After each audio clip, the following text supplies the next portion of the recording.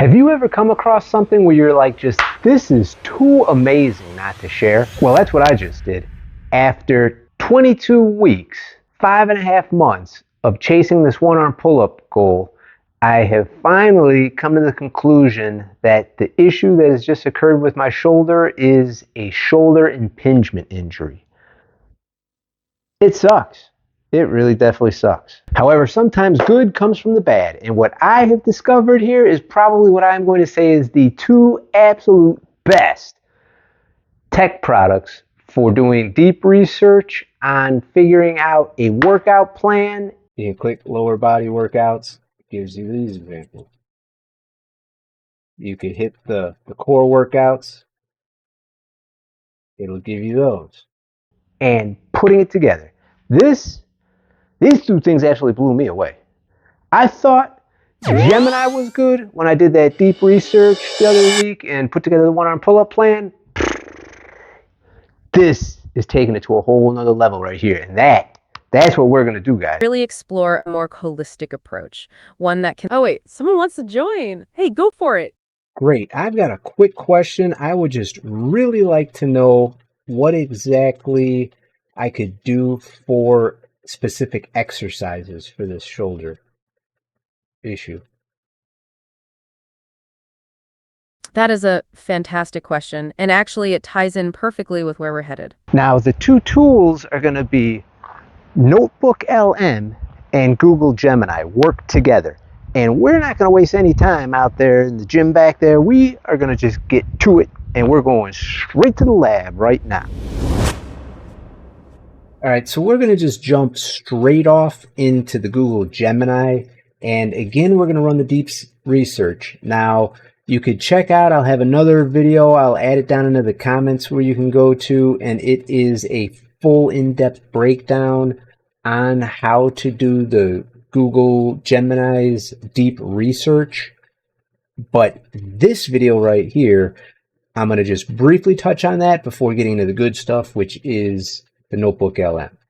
So if you're new to this, it's in Google Gemini, and what you would do is you would select a new chat, and then you would go to the tools and then select deep research and then put in your prompt.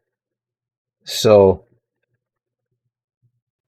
that is what I had done, and now I'm going to take you and actually just show you guys the output here. Now, this tool is phenomenal for getting your initial source. So what you're going to want to do is whatever you're working on, go to it first, and then create a prompt, place it into this tool, and it will give you an output where, as you can see over here, I had already done a one-arm pull-up plan with it, and I was wanting to follow up. So the new prompt that I had added in was this prompt right here. Based on our previous conversation about a 90-day one-arm pull-up plan, I have critical new information. So what I'm going to do is I'm going to give you this whole prompt in a Google Doc along with a copy of this output, just so you have it for yourself if you want to check it out and go through it. But as you can see, this tool alone as is allows you to be able to just hover over things and get a good look at them. You could click into them and they'll open another page where you can go further in depth into it and see that it's all like legitimate type straight up stuff. However, for this video, we're just wanting to get this in-depth research. It gave a whole plan. It goes into, I mean, this alone is just an absolutely phenomenal tool. But this is nothing compared to what we're about to do. You can export it by either a Google Doc or you could just copy the content.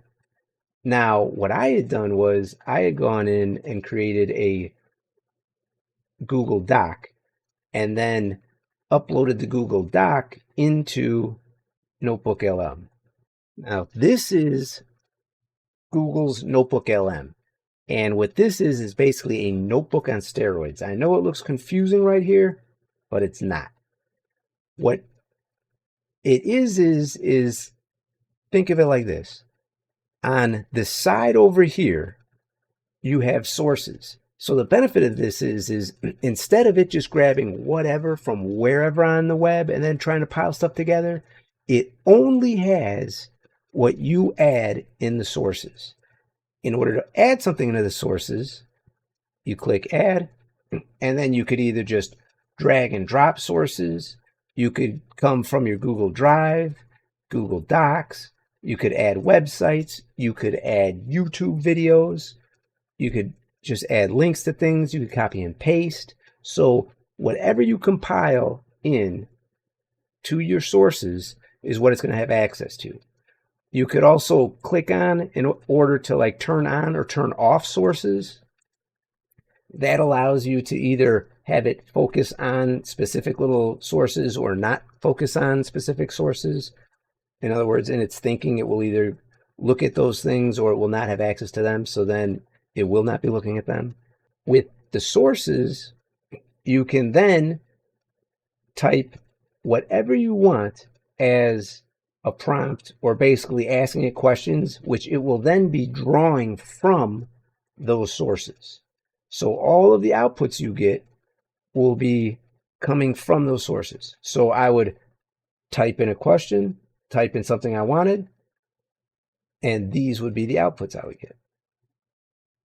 Now, with these outputs, you can hover over and it will go further into depth, and it will, all of these are sites linking back to sources from your initial sources that you have placed in there. Holy cow, I just had a whole lot of sources there. But you get what I mean. So everything's backlinked into the different sources, and you could then go and read specifically into exactly what it is it was talking about and where it got it from by just hovering over the different numbers. And a tip here that you will want to do is once you create something that you like or that you're getting good information out of, you want to make sure you save the note, because Google does not save all of these notes here. So what happens is that you save the note and it will add it over here, which is your like studio, which is what I'm going to get into, which is the coolest of the cool stuff and the most useful of the most useful stuff. And what it does is it allows you to then click into your different sources, but by saving these notes and adding it over here, you can then click into it and convert all of them into a source, which is what you want to do. Because once you've gone and clicked off of this, when you come back on, you will no longer see this here. So in order to pull these up, these were all of the notes that I had created, which these are all these different source notes. So if I click onto these, I could view them over here, or you could see, you could just view them over here like this. However, if you want to like reactivate, you could click on it.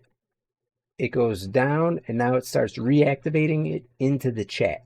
So I could then have further conversations and we could speak more about whatever the subject is and continue our research. Okay, so it took a minute there, but it got it all together. And now, as you can see, this was what I had just added. So this was not in this compilation of source notes. Discuss phase exercise plan. Phase exercise plan are widely recognized as a crucial component of a...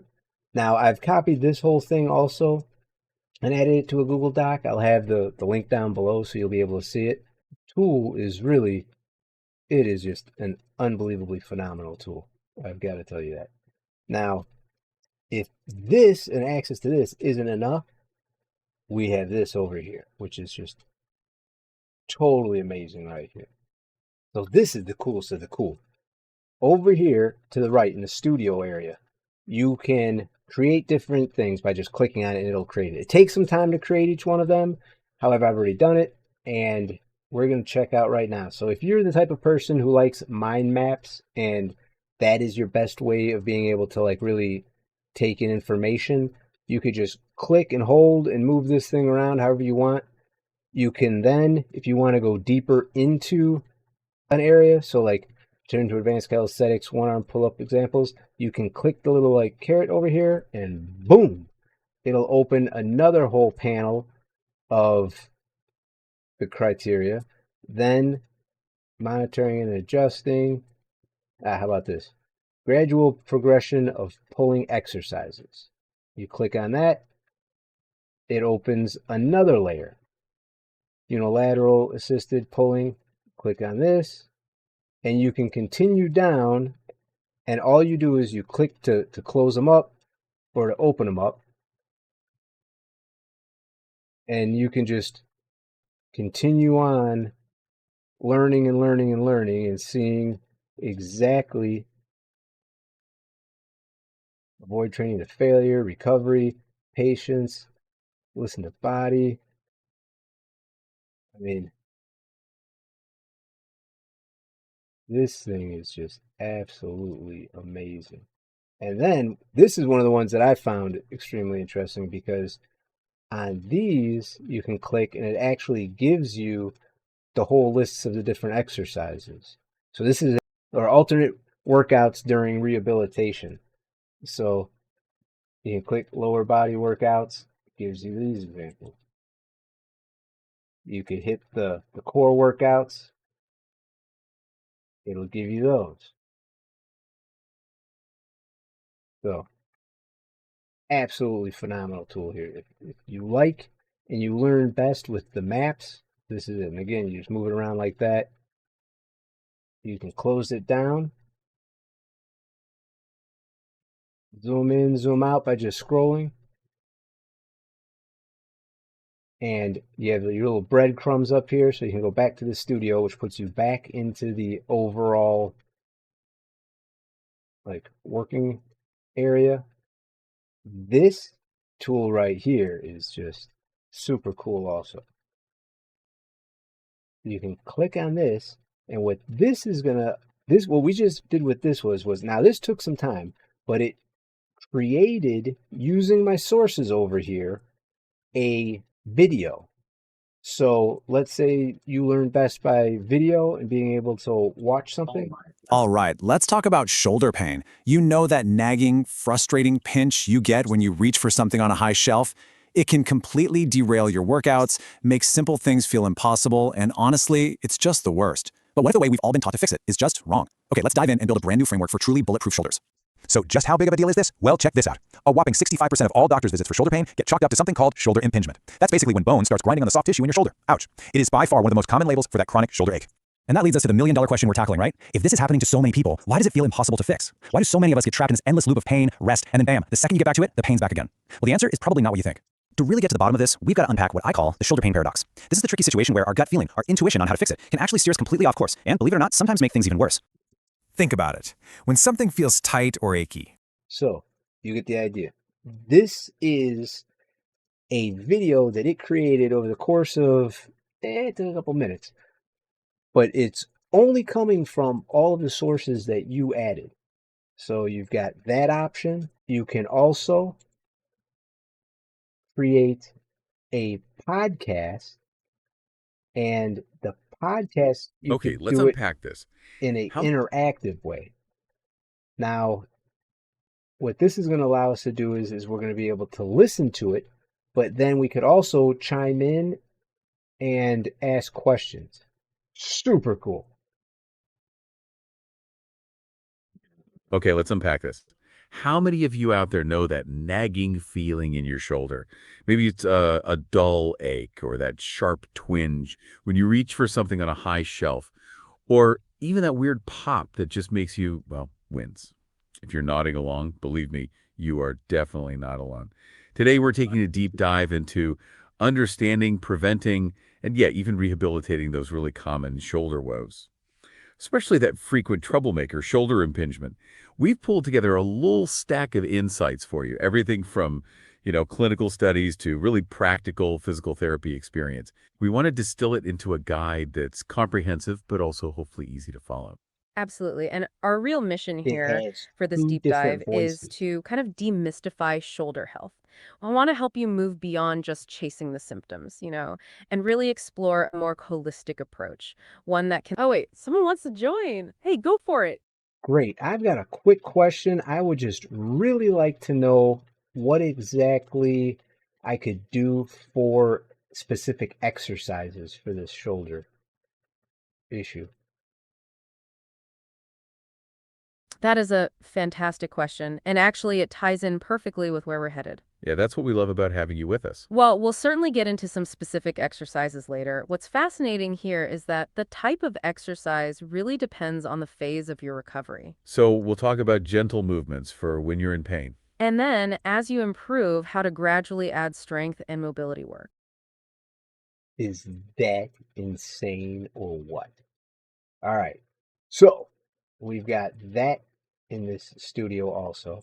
So you kind of have like every way you could possibly want to learn in here. You could also create a study guide or frequently asked questions, timeline, briefing doc. Now, I didn't do any of these, but same thing. You just click on it, you wait, it'll pop up, it'll be over here, and then you can just go back and look at it at a later time. So, this tool for doing a deep dive and for being able to come up with a workout and really figure out and plan out what you want to do is just amazing.